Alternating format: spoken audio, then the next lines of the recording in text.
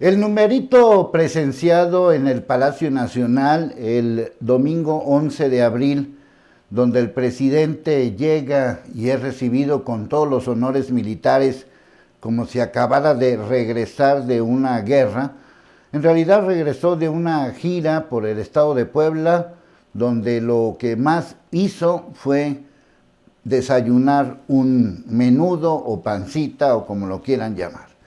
Y así llegó al Palacio Nacional con toda la investidura del comandante en jefe de las Fuerzas Armadas Mexicanas. Esto es un exceso de militarización. Y ese exceso de militarización lo estamos viendo en todos lados, pero sobre todo obedeciendo las órdenes del verdadero jefe supremo de las Fuerzas Armadas Mexicanas, es decir, el gobierno de Estados Unidos.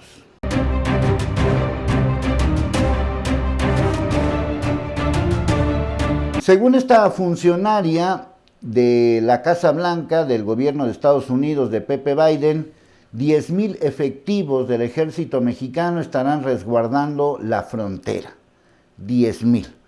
No es porque no se hubiera hecho antes, ya se había hecho en otras ocasiones, de ahí que Trump idolatrara a López Obrador, porque López Obrador decidió militarizar la frontera sur y evitar que los migrantes entraran.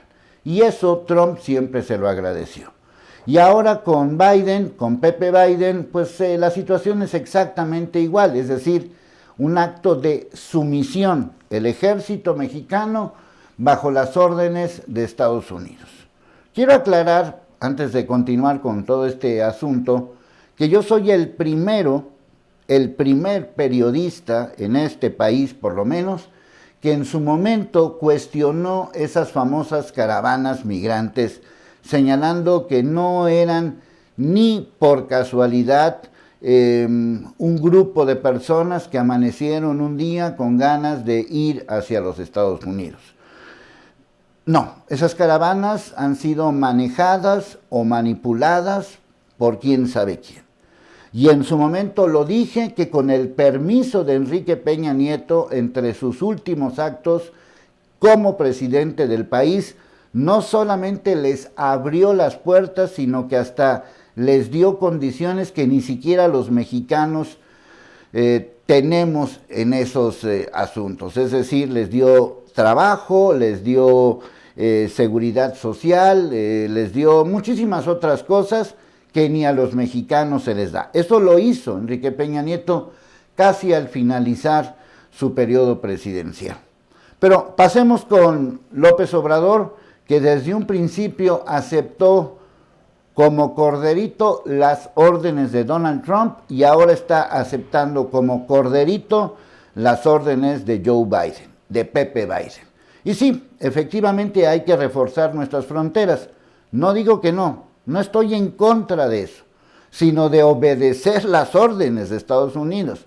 Si es una decisión del gobierno mexicano, pues será una decisión controvertida o aceptada, pero a final de cuentas es una decisión, pero no como una decisión por orden de Estados Unidos. Bueno, espero que ya haya sido claro en ese asunto. Pasemos al segundo tema.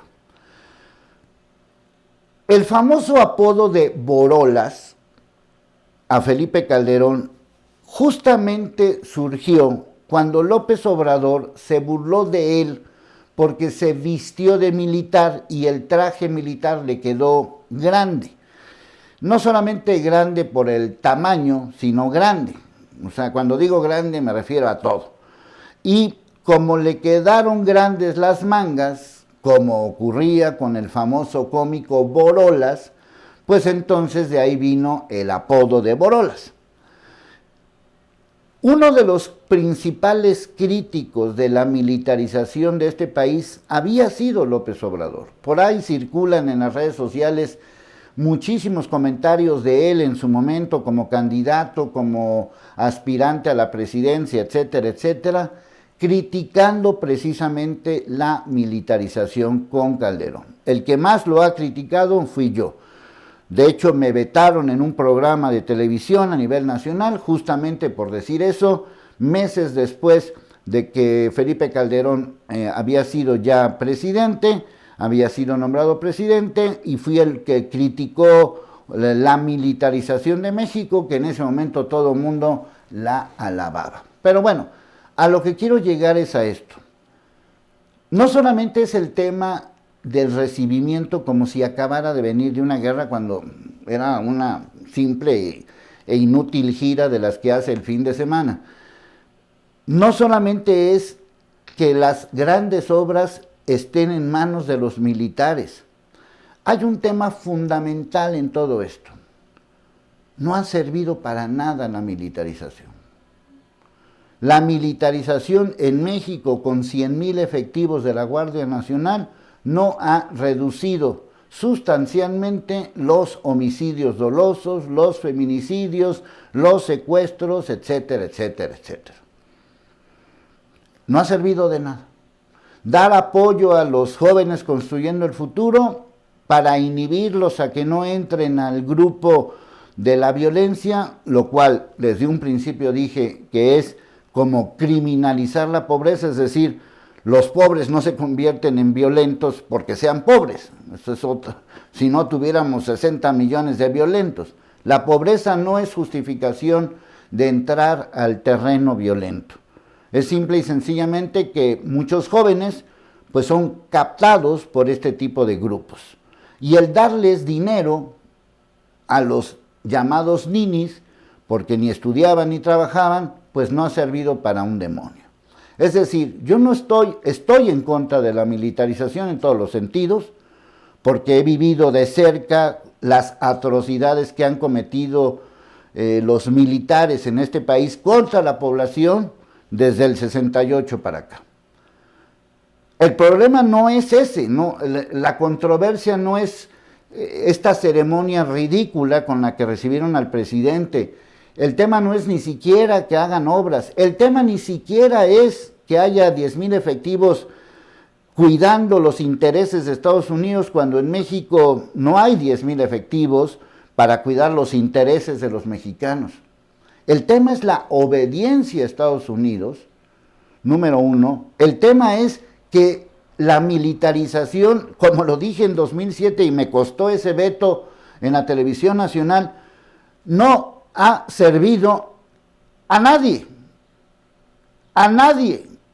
O sea, la historia está confirmada. Bueno, para no irnos tan lejos, la militarización con Calderón no sirvió nada. Nada, así de sencillo, no sirvió para nada. López Obrador no se viste de militar, pero comete el mismo error que Calderón, de militarizar el país, y eso no funciona, eso no da, eso no conviene. Ahora, ¿qué es lo que sí conviene? Bueno, ese es otro tema que ya lo estaremos abordando. Pero se me hace ridículo esta ceremonia recibiendo al gran jefe de las Fuerzas Armadas Mexicanas, cuando el ejército, además de atentar contra nosotros, el pueblo informado, no ha dado resultados para verdaderamente combatir a los que verdaderamente nos hacen daño.